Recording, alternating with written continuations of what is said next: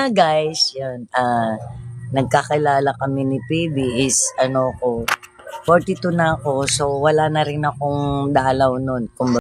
So mga idol, teka lang ha. So 42 na si Mami nung nagkakilala sila nitong si PB. So and then at currently mga idol, si Mami is 66 years old and then si Boy is 44 years old. So grabe na 22 years na nga and then 42 sila nung magkakilala. So ang tagal na rin talaga nilang mag-asawa mga idol, and as you can see, as we can see, masaya sila, di ba? So wala talaga sa age. Saan ba sila nagkakilala? Eto, pagpapatuloy natin po yung kwento ng mag-asawa mga idol. May no-post na ang lola ninyo noong mga panahon na nagkakilala kami. And then yun, sa Isabela, hiwalay ako sa asawa. May anak kami isa. Yun nga, yung mama nila Jam. So, nung malaki na yung bata, yun, naghiwalay na nga kami. Pumunta ako ng Isabela. Kaya doon kami nagkakalala ni Bibi. Tapos yun, nauna ko nga nakilala yung mga kapatid niya bago siya. Kasi siya, bakasyonista siya noon eh. At that time di ba? Yun, tapos yun. Magkakilala man kami niya, pero hindi pa kami close kasi first time ko lang siya na-meet noon. Ang mga na-meet ko talaga, mga kapatid niya. Amazing! Das lalo na si Tintin, naging parang mas magkaibigan kami, mag-best friend kami ni Tintin. Tapos, ganun din mga kapatid niya. Lahat naman ng mga naging kapatid niya. Magmula sa ate niya hanggang sa bunso, sa panganay hanggang bunso. Lahat sila ka-vibes ko. Meron pa nga akong nangyari nun na nagpanggap akong tita nila. Kasi ito yung kapatid nilang lalaki, pangalawa sa bunso, si Eman, may meeting. So, lahat ng mga kapatid nila, medyo malayo syempre, kumbaga, pinakausapan naman ako ni Tintin na kung pwede mag-volunteer ako maging parang tita. Ayan. Tapos yun nag-attend sa meeting sa school. Nag-attend ako ng meeting sa school. So, ako yung nagpanggap na tita ni Eman. Si Eman yung binata pa. Kapatid ko na lalaki. Binata pa yun si Eman nun. So, yun. Magpunta kami doon, nakip-meeting ako. That time ay super close si Lola Love sa pamilya ko, guys. Sa mga kapatid ko na, ang mga kapatid ko kasi is nakaasawa sila lahat ng mga Ilocano. Kung bakit ako rin ay nakarating ng Isabela, Manila, Quirino. Kasi lahat ng mga kapatid kong babae ay ang asawa nila ay Ilocano, tapos nagbakasyon ako doon sa Manila, Quirino. Tapos, siyempre noon, bata-bata pa ako ay nagtatrabaho ako sa mga SM, supermalls. Tapos pagka nag-end ang contract ko ay nagbabakasyon ako sa probinsya. So doon ako inaaya ng mga kapatid ko pumunta kasi. Kaya doon kami ni Lola Labs nagkakilala. Uy! So sa mga nagtatanong po diyan yung about nung may karelasyon ako na bata. Yes, meron ako. May anak po talaga ako noon. Pero nawala na. Namatay yung mga anak ko na kambal. Puro lalaki. Sayang no?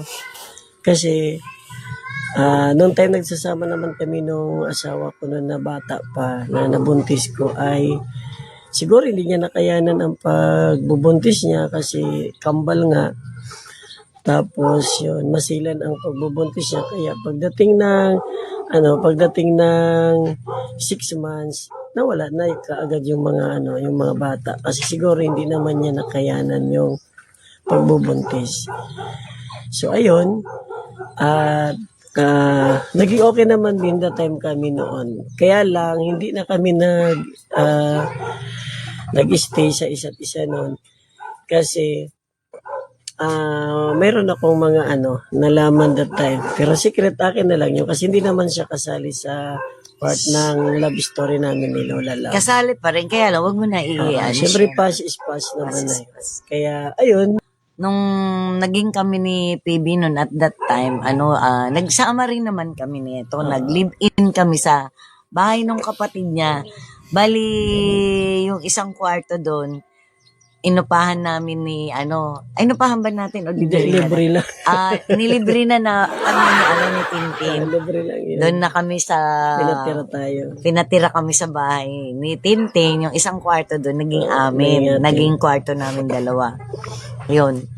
Habang nandoon pa eto kasi paalis-alis din naman kasi eto pag nasa bakasyon siya. Pero nung pinaupahan niya na, naging kami, diretso na kami na, doon na kami nakatira. Oo. Hanggang sa, nung naghiwalay nga sila ni tayong dalawa ang dumidiskarte na ng natin, mga panahon na yon. Kaya, nagmisturang mag-asawa na kami at that time.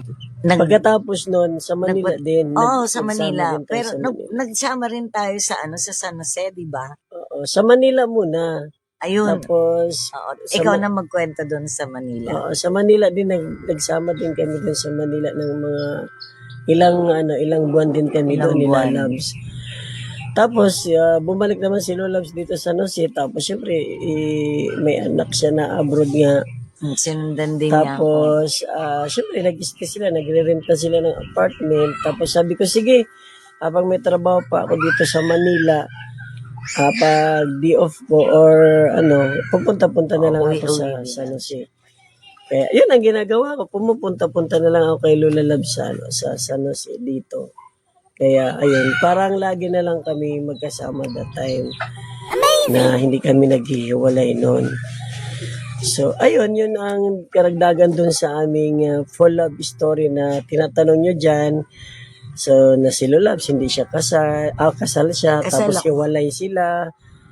Tapos nag-asawa na ng iba ang asawa niya. Tapos ako naman, ang nadagdag doon is yung may karelasyon pa ako dati na bata. Tapos nabuntis ko, may anak kami, pero nawala yung bata, namatay. Yung anak ko na kambal. Tapos, naglilibi na kami that time sa pagsasama namin noon. Kaya, yun, naghahaba na ang ang pagsasama namin sa relationship namin noong bata pa si Lola Labs. Tapos, Nagkakilala tayo, 42 ako noon. Oo. Tapos, yun nga, at the age of 40 naman, nag-menopause ako. Kaya hindi kami nagkaanak. Pero okay lang naman, kahit hindi naman kami magkaroon ng anak. Marami naman akong apo. Oo, mas masaya na rin kami ngayon kasi kahit pa paano ay kasama naman namin ang apo niya na iba. Dalawang apo ko. Tapos, okay din naman sa mga anak ni Lola Labs. Magkasama namin dito. Lalo na Anak ngayon, niya. dito pa yung anak ko din na sumunod sa kasama na panganay namin. ko. Kasama na namin. Kinuha ko na rin siya sa Maynila. Kabanding na namin siya dito sa bahay. Para may kasama kami dito. Tapos, sabi ng anak ni Lola Labs, yung mama nila Jam na kung saan ka masaya ma, kung saan ka komportable at okay naman, wala naman kayong inaagrabyado na tao at wala naman kayong nasasagasaan at wala naman kayong inaano na kapwa-tao, go lang kung saan kayo masaya ang dalawa ni Dada. Kasi Dada ang tawag ng mga anak ni Lola Love sa akin. Ayun. At importante ay respeto, yon, honest, tsaka pagmamahal sa pamilya, lahat-lahat, at understanding at kontento sa isa't isa. Yun naman ang masaya sila sa amin sa pagsasama namin ngayon. So, ayun lang guys, ang aming idagdag anak doon ko, sa amin. very supportive. Oh, Very supportive supportive sila. sila. Mahal na mahal din nila si Dada nila. Oo, mahal Yan. na mahal din sila. May si respeto Lola Labs bilang na- parang magulang din ang turing ng mga anak ko sa kay PD. Kaya wala problema sa mga namin. Both sides, sa pamilya ni PD, sa pamilya ko, mga kapatid niya, mga anak ko. Wala kaming problema. Walang against. Kaya malaya kami na magmahalan dalawa. Yes. And of course, dahil yun nga, tumatagal ang relationship namin. So, nagiging strong na lang kami dahil sa amin yung positive mindset ang iniisip namin lagi sa araw-araw. Amazing! Tapos nagpipray kami sa gabi bago matulog. Yes. So, yan number one namin iniisip. Yan, Tapos, lagi kami nagpe-pray. yun. So mga idol, nakakalungkot din yung istorya sa buhay nitong si Boy, no? Unfortunately, may dalawa siyang anak. It's a twin. However, yun nga, after 6 months, after his ex gave birth, mga anak, katapos mararang partner niya. Sadly, the twins passed away, and the rest are part of the story. So yun na nga mga idol, napaka-sweet. They put faith at the center of their relationship. Napakaganda mga idol. They always pray every night. Siyempre, napakalaging bagay po talaga nun. No? Something na pwede nating makuhanan ng inspirasyon or example para sa atin, na lalo na yung mga wala pang karelasyon dyan, no? Or even those us na meron ng mga partner or asawa. It's a big thing watching them. I'm showing as a good example, diba? Hindi pa tapos yung kwentong pag-ibig ng dalawa mga idol, so meron pa tayong part 4. Hopefully you will be able to catch that episode as well. And thank you so much for watching, and sana supportahan nyo din po yung page nila sa Facebook, yung PB/Lola Labs. Thank you so much. Till next time.